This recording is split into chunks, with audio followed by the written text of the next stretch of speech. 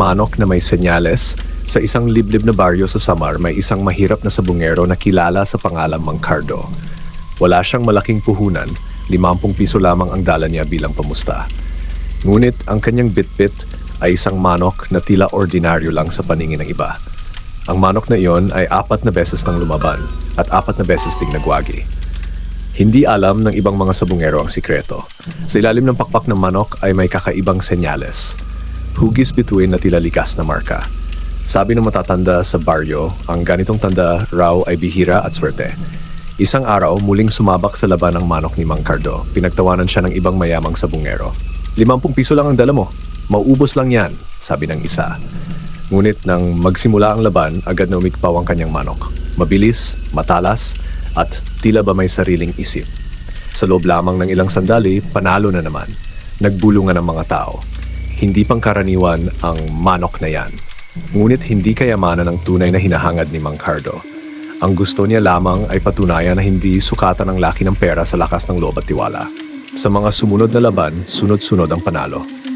Unti-unting dumami ang kanyang puhunan. Ngunit nanatili siyang mapagkumbaba. Isang gabi, may lumapit na matandang sabungero at pumulong, alagaan mo ang biyayang yan. Hindi lahat ng may senyales ay pinagpapala. Nasa puso pa rin ng may-ari ang tunay na lakas. At doon na unawaan ni Mangkardo ang tunay na senyales ay hindi lamang nasa pakpak ng manok, kundi nasa kanyang pananampalataya at determinasyon. Himsam sa ilalim ng pakpak. Matapos ang sunod-sunod na panalo sa sabungan, sa Samar, lalong umingay ang pangalan ni Mangkardo. Mula sa 50 piso, naging 1,000 ang kanyang puhunan. Ngunit kasabay ng kanyang pagangat ay ang pagdami ng nainggit. Isang hapon, may isang kilalang mayamang sabungero ang humamon sa kanya. Malaki ang pustahan. Halos manginginig ang tuhod ni Mangkardo, ngunit nang silipin niya ang kanyang manok, napansin niyang tila kumikislap ang senyales sa ilalim ng pakpak, ang hugis bituin na makatagal na niyang lihim. Hindi ito basta swerte, bulong niya sa sarili. Nang magsimula ang laban, kakaiba ang galaw ng kalaban, malakas, mabangis, at sanay sa matitinding sabong. Saglit na natigilan ang manok ni Mangkardo at tila napaurong. Natahimik ang sabungan, ngunit biglang pumailan lang ang tila kakaibang lakas. Sa isang iglap, mabilis na umiwas ang kanyang manok at tumama ng eksakto. Isang malinis na tira at tapos ang laban. Nagulat ang lahat. May agimat yan, sigaw ng ilan. Pagkatapos ng laban, may matandang lalaki ang lumapit kay Mangkardo. Nakasuot ito ng kupas na sombrero at tila may alam sa mga lihim ng baryo. Ang senyales sa pakpak ay tandang pamana, sabi ng matanda. Ngunit tandaan mo, may kapalit ang bawat biyaya. Kinabahan si Mangkardo. Anong kapalit? Kapag ginamit mo sa kasakiman, mawawala ang bisa. Simula noon, naging maingat siya. Hindi na siya sumasali sa lahat ng laban. Pinipili niya lamang ang laban na kailangan. At higit sa lahat, tinulungan niya ang kapwa mahihirap sa kanilang baryo. Ngunit sa anino ng gabi, may mga matang nagmamasid, mga taong gustong maagaw ang lihim ng kanyang manok. At sa susunod na laban, hindi na lamang panalo ang nakataya, kundi ang mismong buhay ng kanyang alaga, Nakaw. Sa madilim na bahagi ng baryo sa Samar, hindi mapakali si Mangkardo. Ilang gabi na niyang napapansin ang mga aninong palihim na gumagalaw sa paligid ng kanyang kubo. Mahigpit niyang yakap ang kanyang manok na may senyales sa pakpak, ang hugis bituin na tila mas luminaw habang lumalakas ang bulong-bulungan tungkol sa agimat. Huwag kang mag-alala, bulong niya sa alaga. Hindi kita pababayaan. Ngunit pagsapit ng hating gabi, may narinig siyang kaluskos sa likod ng kubo. Dahan-dahan siyang tumayo at sumilip sa bintana. 3 lalaking nakaitim ang palihim na lumalapit sa kulungan. Biglang nagtilaok ang kanyang manok, malakas at matinis, parang babala. Napasugong Mangkardo dala ang kanyang lampara. Siya ang kanyang lampara. Sino kayo? Nagkagulo. Tinangka ng isa na buhatin ang kulungan, ngunit tila may kakaibang nangyari. Ang manok ay biglang pumagaspas at tumalon palabas, mabilis at mailap sa dilim. Sa gitnang kaguluhan, may isang matandang lalaki ang sumulpot mula sa likod ng punong balete. Yan ang kapalit na sinabi ko sa iyo, sabi ng matanda, ang parehong nagbabala sa kanya matapos ang huling laban. Kapag umingay ang biyaya, susubukin ka ng tukso at inggit. Natigilan ang mga magnanakaw nang makita ang matanda. Isa-isa silang umatras hanggang sa tuluyang tumakbo palayo. Kinabukasan, kumalat sa baryo ang balita ng tangkang pagnanakaw. Mas lalong dumami ang gustong makita ang manok. Mas lalong tumaas ang alok na pusta para sa susunod na laban. Ngunit sa puso ni Mangkardo may takot ng sumibol. Hanggang kailan ko ito mapoprotektahan? Tanong niya sa sarili. At habang pinagmamasdan niya ang senyales sa pakpak ng kanyang manok, napansin niyang tila may bagong guhit na nabuo katabi ng bituin, isang hugis na parang apoy. Ano ang ibig sabihin nito? Sa susunod na laban, hindi lang magnanakaw ang haharapin ni Mang Cardo, kundi isang kalabang sabungero na may sarili ring lihim na manok. Kung may anino. Dumating ang araw ng pinakamalaking laban sa sabungan ng Samar. Masikip ang paligid, maingay ang mga tao at halos lahat ay naroon upang masaksihan ang manok ni Mang Cardo. Ang manok na may senyales sa pakpak. Ngunit ang makakaharap niya ngayon ay hindi ordinaryong kalaban. Isang sabungerong kilala sa tawag na Don Silvestre ang dumayo mula sa Karatigbayan. Tahimik ito, malamig ang mga mata at may dalang itim na manok na bihirang tumilaok. Sabi-sabi ng mga tao, wala pa raw itong talo. Bago magsimula ang laban, napansin ni Mang Cardo na tila umiinit ang pakpak-pak ng kanyang manok. Nang silipin niya ang senyales, ang hugis bituin na may apoy ay mas malinaw, parang gumagalaw. Handa ka na ba? Mahinang bulong niya. Pagputok ng laban, agad na nagbanggaan ang dalawang manok. Malakas ang itim na manok, mabilis at tuso. Ilang sandali, tila nahirapan ang alaga ni Mang Cardo. Napasinghap ang mga tao. Ngunit sa gitna ng laban, biglang pumihit ang kanyang manok. Isang mabilis na iwas, kasunod ang matinding atake. Saglit na tumigil ang sabungan. Tabla. Unang beses na may nakatagal sa manok ni Don Silvestre. Ngunit bago pa man mapatuloy ang laban, napansin ng mga tao na tila nangingitim ang paligid ng itim na manok. May kakaibang pakiramdam ang lahat, parang may mabigat na anino. Lumapit ang matandang lalaki na dati nang nagbabala kay Mang Cardo. Hindi lang ikaw ang may lihim, bulong nito. Ang kalaban mo ay gumagamit ng kapangyarihang hindi dapat ginagalaw. Sa ikalawang bugsong laban, parehong sugatan ang dalawang manok. Ngunit sa huling sandali, tila may nagningning sa pakpak ng alaga ni Mang Cardo. Isang maliwanag na kislap, isang malinis na tira.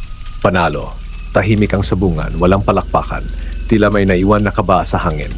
Ngunit habang kinukuha ni Mang Cardo ang kanyang manok, napansin niya, bahagyang naglaho ang hugis apoy sa senyales. Ano ang ibig sabihin nito? Sa bawat laban, may nawawala ba ng senyales? Pagkatapos ng laban kay Don Silvestre, hindi mapakali si Mang Cardo. Habang pauwi siya sa kanilang kubo sa Samar, napansin niyang tila mahina ang kanyang manok. Hindi ito gaya ng dati na masigla at palaban. Pagdating sa bahay, dahan-dahan niyang inangat ang pakpak nito. Nanginig ang kanyang kamay. Ang hugis bituin ay nandoon pa rin, ngunit ang apoy na dati malinaw ay halos maglaho. Naalala niya ang sinabi ng matanda, kapag ginamit mo sa kakasakiman, may kapalit ang bawat panalo. Kinabukasan, hinanap niya ang matandang lalaki sa ilalim ng punong balete kung saan ito madalas makita. Doon niya ito natagpuan, tila naghihintay. Sabihin mo sa akin ang totoo, pakiusap ni Mang Cardo. Ano ba talaga ang senyales na ito? Napabuntong hininga ang matanda. Ang manok mo ay lahi ng tinatawag na bantay biyaya. Bihira silang isilang. Ang senyales sa pakpak ay tanda ng lakas na hindi galing sa laman, kundi sa espiritu ng nag-aalaga. Nasa akin? Gulat na tanong ni Mang Cardo. Oo, sagot ng matanda. Habang malinis ang puso mo at hindi mo inuuna ang kasakiman, nananatili ang lakas. Ngunit kapag unti-unti kang nilamon ng pagnanais na manalo para lang sa yaman, humihina ang tanda. Natahimik si Mang Cardo. Naalala niya kung paano siya nagsimulang mangarap ng mas malaking bahay, mas maraming pera at mas mataas na pangalan sa sabungan. Hindi pa huli ang lahat, sabi ng matanda. Pero darating ang huling laban. Doon masusubok kung ano ang mas mahalaga sa'yo, ang manalo o ang manok na nagbigay sa'yo ng pag-asa. Pag-uwi niya, umupo si Mang Cardo sa tabi ng kanyang alaga. Hindi na hamon. Isang linggo matapos ang laban, kumalat ang balita sa buong Samar magkakaroon ng pinakamalaking sabong sa taon. At ang pangunahing laban, Mang Cardo laban kay Don Silvestre. May dala itong mensahe, dobleng pusta, dobleng karangalan.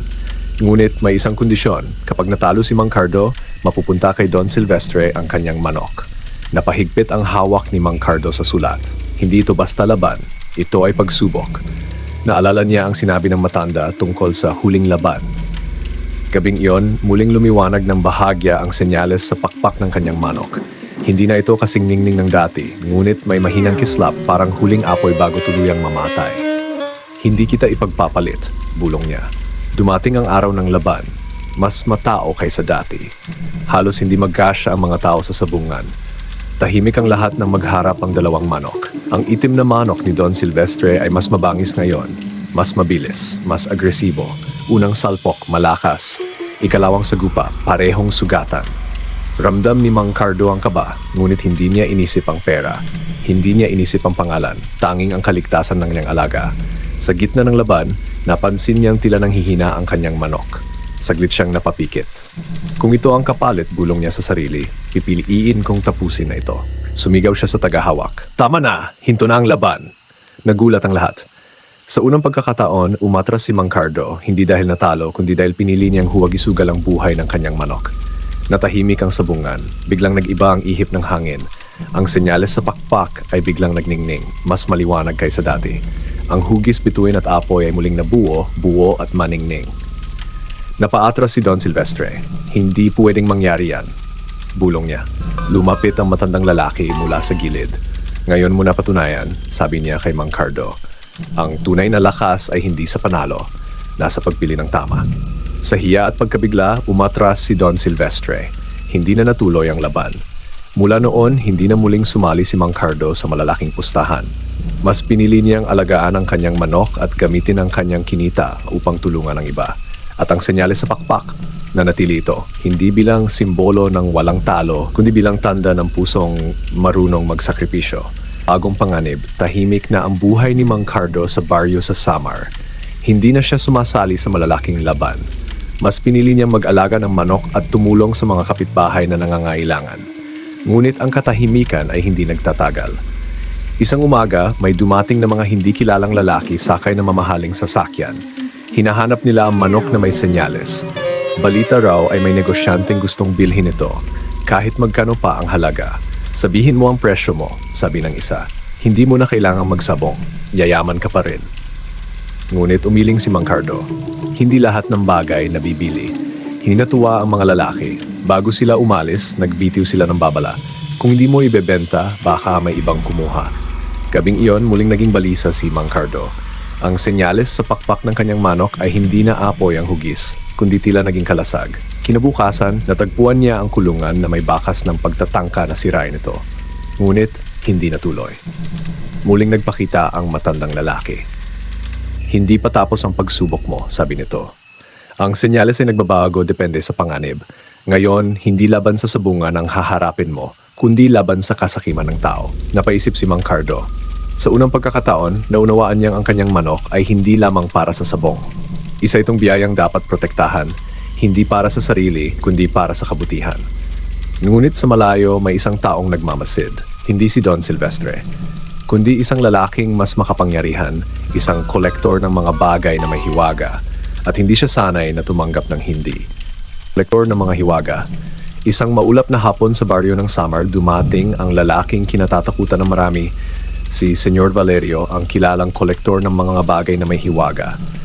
Hindi siya basta negosyante. Sinasabing kung ano ang gustuhin niya, nakukuha niya. Diretso siyang nagtungo sa kubo ni Mang Cardo. Hindi ko kukunin ng sapilitan, malamig niyang sabi. Babayaran kita ng halagang hindi mo kailanman mahawakan sa buong buhay mo. Tahimik si Mang Cardo. Sa likod niya, tila kalmadong nakatayo ang kanyang manok. Ngunit nang sumilip siya sa pakpak nito, nagulat siya. Ang senyales ay hindi lamang bituin o kalasag. May bagong hugis na nabuo, parang mata, parang nagbabantay. Hindi po ito ipinagbibili, mahinahong sagot ni Mang Cardo. Napangiti si Senyor Valerio, ngunit malamig ang kanyang mga mata. Lahat ay may presyo. Bago siya umalis, nag-iwan siya ng babala. Babalik ako, at sa susunod, hindi na ako makikiusap. Nang gabing iyon, nagtipo ng malalakas na hangin. Namatay ang ilaw sa buong baryo. Sa gitna ng dilim, tila may mga yabag sa paligid ng kubo. Biglang nagningning ang senyales sa pakpak ng manok. Ang hugis mata ay kumislap na parang ilaw sa kadiliman. At sa unang pagkataon, narinig ni Mang Cardo ang tila mahinang tinig, hindi mula sa tao kundi mula sa kanyang puso. Panahon na. Kinabukasan, nagpakita muli ang matandang lalaki. Ang kolektor na iyon, sabi niya, ay matagal nang naghahanap ng bantay biyaya, hindi para alagaan kundi para angkinin ang kapangyarihan. Ano ang dapat kong gawin? Tanong ni Mang Cardo. Tumingin ang matanda sa malayo. Hindi mo ito matatalo sa lakas o pera. May isang lugar sa bundok kung saan nagsimula ang lahi ng manok mo. Doon mo maunawaan ang buong lihim. Napatingin si Mang Cardo sa kanyang alaga. Kung mananatili siya, darating ang panganib. Kung aalis siya, iwan niya ang baryo. Sa ilalim ng papalubog na araw nagpasya siya. Lalaban ako hindi sa sabungan kundi para sa pinagmulan ng biyayang ito. At sa malayo, nakamasid si Senyor Valerio. May hawak na isang lumang aklat tungkol sa mga nilalang na may senyales sa pakpak. Ang paglalakbay patungo sa pinagmulan. Maagang umaga sa baryo ng Samar naghanda si Mang Cardo para sa kanyang paglalakbay. Kasama niya ang kanyang manok, ang bantay biyaya na may senyales sa pakpak at ang mga kaunting gamit na kakailanganin sa bundok. Bago siya umalis, dumating ang matandang lalaki. Ang bundok na ito, sabi niya, ay sagradong lugar para sa lahi ng manok mo. Doon mo malalaman ang tunay na kapangyarihan ng senyales at doon mo rin haharapin ang panganib na hindi mo inaasahan. Habang umaakyat sila sa mabatong landas, unti-unting lumamig ang hangin at tila ba may bumubulong mula sa mga puno. Ang senyales sa pakpak ng manok ay kumikislap tuwing may anino o kakaibang galaw sa paligid. Sa gitna ng gubat, may narinig silang yabag at halakak, malakas at tila hindi tao. Biglang tumayo ang isang nilalang, matangkad, may maitim na balahibo at nakakatakot ang anyo. Hindi kayo dapat narito. Ugong ng nilalang. Ang sinumang lumapit sa pinagmulan ay susubukan. Ngunit hindi umatras si Mang Cardo. Pinanindigan niya ang kanyang alaga. Hindi kami darating para manakot, wika niya. Dumating kami upang maunawaan ang pinagmulan ng biyayang ito. Napatingin ang matanda.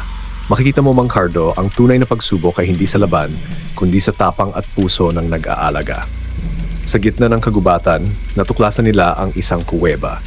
Sa loob nito, may mga lumang larawan ng mga manok na may senyales sa pakpak, mga ninuno ng kanyang alaga. Ang liwanag sa kuweba ay tila bumabalot sa manok at ang hugis, bituin at apoy sa pakpak nito ay nagningning ng mas maliwanag. Ngunit bago pa man sila makapagsiyasat ng lubos, naramdaman ni Mang Cardo ang malamig na ihip ng hangin at isang anino ang sumaklob sa labas ng kuweba. Si Senyor Valerio na pala ang nagmasid sa kanilang pag-akyat, handang kunin ang bantay biyaya sa kahit anong paraan. Ling harapan. Sa loob ng sagradong kuweba sa Samar, nakaharap na ni Mang Cardo si Senyor Valerio. Ang liwanag mula sa senyales sa pakpak ng kanyang bantay biyaya ay tila nagbibigay ng kakaibang enerhiya sa paligid. Ang bituin at apoy ay nagningning ng maliwanag na parang araw sa dilim. Hindi mo pa rin ibebenta ang manok, malamig na sabi ni Valerio. Hawak ang lumang aklat naglalaman ng lihim ng mga bantay biyaya. Hindi ito para sa kasakiman, sagot ni Mang Cardo. Ito ay biyaya na dapat protektahan, hindi ipagbili. Naglakad si Valerio papalapit, ngunit bago siya makarating, isang mahiwagang enerhiya ang lumabas mula sa pakpak ng manok. Ang hugis, bituin at apoy ay nagbago muli. Ngayon ay bumuo ng kalasag at mata, tila ba handang ipagtanggol ang nag-aalaga. Bumangon ang matandang lalaki sa gilid. Ang kuweba ay may sariling proteksyon. Sinuman na may masamang hangarin ay hindi makakaalpas dito, paalala niya. Sumabog ang liwanag at napigil si Valerio sa pagtulak pasok sa kuweba. Naramdaman niya ang puwersa, isang lakas na hindi niya kontrolado. Sa gitna ng liwanag, lumapit si Mang Cardo sa kanyang manok at hinaplos ito. Salamat sa lakas mo. Sa puso natin magmumula ang tunay na kapangyarihan, bulong niya.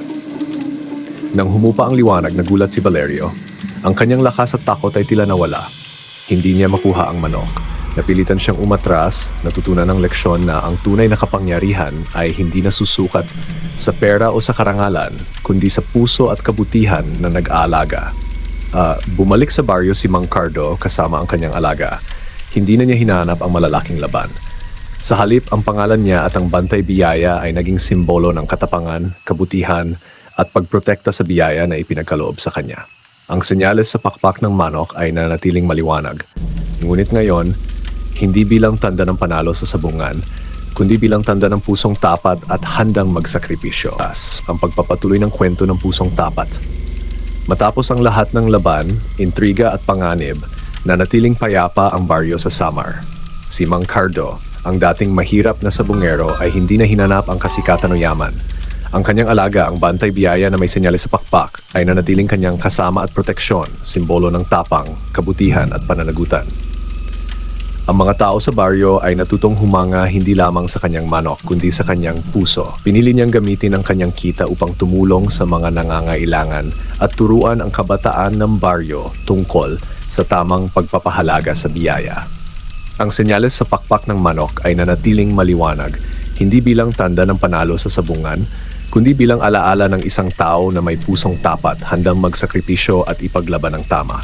At kahit dumating ang mga taong may masamang intensyon, mga magnanakaw, mayamang sabungero o makapangyarihang kolektor, naging malinaw na ang tunay na lakas ay hindi nasusukat sa yaman o kapangyarihan, kundi sa tapang, puso at pananampalataya sa sariling prinsipyo. Sa baryo, habang sumisiklab ang araw sa umaga at umiikot ang gulong ng buhay, ang pangalan ni Mang Cardo ay hindi lang kwento ng isang sabungero, kundi kwento ng isang tao na biglang yumaman sa puso, sa dangal at sa kabutihan.